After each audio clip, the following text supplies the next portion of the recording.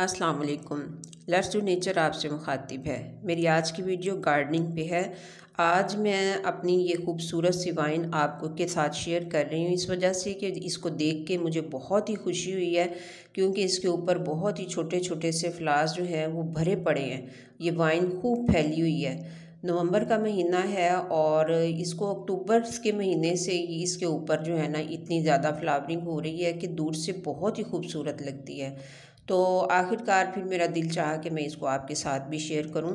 ये एक बहुत ही हार्डी प्लांट होता है। इसको अगर आप गमलों में लगाएंगे तो वैसी ग्रोथ नहीं करेगा। इसको ज़मीन में या किसी बहुत बड़ी क्यारी में लगाएंगे तो इसकी ग्रोथ बहुत अच्छी होगी। फिर ये मैंने भी एक बहुत बड़ी क्यारी में ग्रो कर रखा है। इसके ऊपर मैंने पहले भी वीडियो बनाई है, उसका लिंक मैं डिस्क्रिप्शन में डाल दूँगी। उसमें मैंने इसके सारे केयर टिप्स वगैरह बता रखे हैं।